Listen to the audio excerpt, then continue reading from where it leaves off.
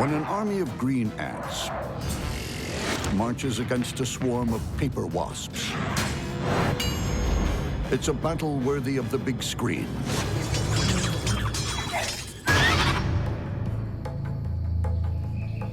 Above the ground, a high-rise militia goes through its maneuvers.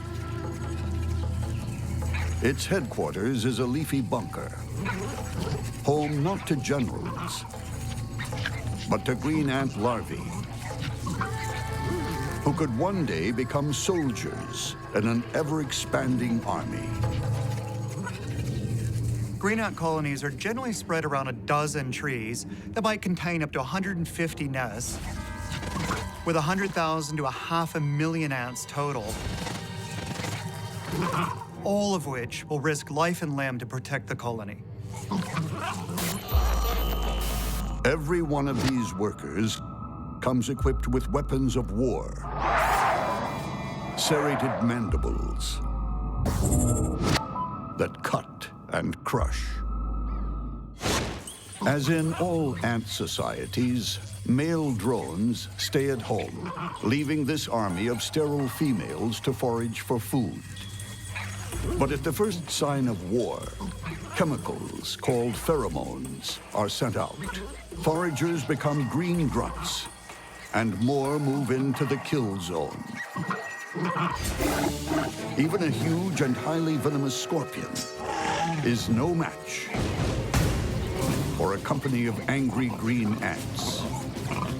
For green ants, defense is all about strength in numbers. They will just keep sending more and more troops out until whatever they're battling with is either gone or they kill it and carry it away for dinner. Green ants also deploy chemical weaponry. Formic acid that burns organic tissue sprays from their abdomens.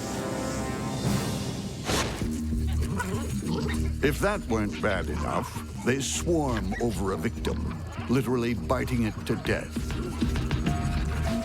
A grasshopper many times bigger than one ant is no match for a seething mass of foot soldiers.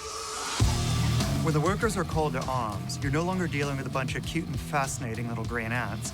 Rather, they become like this unstoppable organic plasma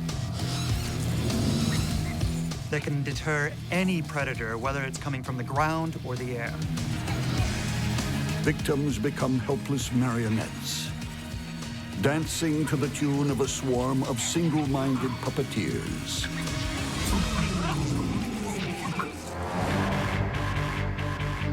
Below this treetop bunker, with its elite soldiers, another force has moved in.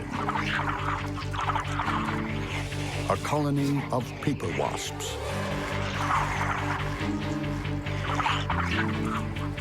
In a skirmish, they use their aerial maneuverability like a weapon.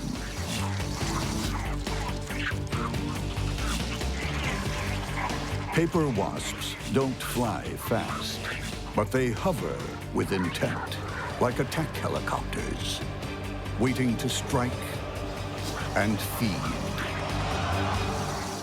Paper wasps are really important because they kill so many pest species of caterpillars. The adults are active for anywhere from 2 weeks to maybe 3 weeks. They spend all of their time going out and foraging to kill the caterpillars. Like the ants, most of the wasp foraging force are sterile females, with heavy artillery at the front and some big guns at the rear. Unlike bees that can only sting once, these wasps can sting repeatedly. But paper wasps don't rely just on firepower. They have tactical coordination down to a fine art. Wasps are actually really smart. They're capable of complex learning. They've got excellent vision. Like green ants, adult paper wasps hunt and kill only to feed their larvae. Their own survival depends on it. Wasps feed the larvae with captured caterpillars. In turn, the larvae produce nutrient-rich saliva that's fed back to the adults. Life goes on in the paper wasp nest and the green ant colony. It's live and let live. But nature is fickle. One unfortunate windstorm can smash one bug civilization up against another without warning. This is two insect civilizations at war. And no matter who wins, both sides are going to suffer massive losses. Next, carnage on a bug battleground. Then, a deadly ninja meets a destroyer in disguise.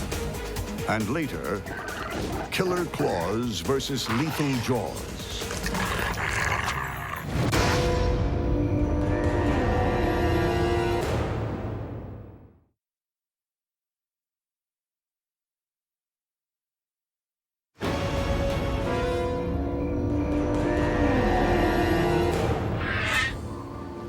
In the rainforest, it's the calm before the storm. But as the weather worsens, a tree branch, home to a green ant colony, is flung against a paper wasp nest. War is declared. Wasps mobilize their airborne troops. Gangs of green ants swarm over individual wasps. Green ants have a major tactical advantage here because they can team up very efficiently against an individual wasp, but the wasps can't work together against an individual ant. The ants lay pheromone trails and shake their bodies to communicate and coordinate their attack. Without the ants' superior teamwork, the wasps are at a disadvantage. But one-on-one, a larger wasp overpowers a single ant. Some are thrown to the ground, others killed instantly. But in ant battle tactics, strength lies in numbers. Individual wasps are pinned down, sprayed with formic acid, and bitten ferociously. Alone, they have no answer to a combined attack. The wasps are so much larger than the ants, and they're not cooperating the same way. They're all actively defending the area, but the ants are able to gang up and pull on different legs, so an individual wasp may have multiple ants attacking it. The green ants may have the upper hand, but now the wasps retaliate.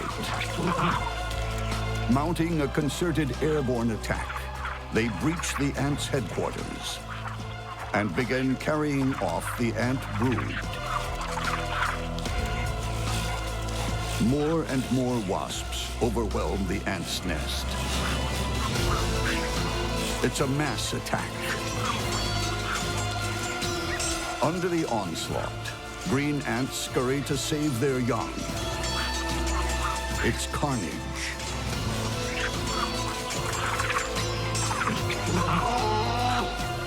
The battlefield is littered with the wounded, the dying, and the dead. All either colony can do is pick up the pieces and start over again. The wasps' superior airborne maneuverability and their preemptive strike on the ant's nest tips the balance. They overcome their assailants, but at enormous cost. Defeated, the green ants sound the retreat. Their bunker is torn apart. They scramble to salvage the surviving larvae.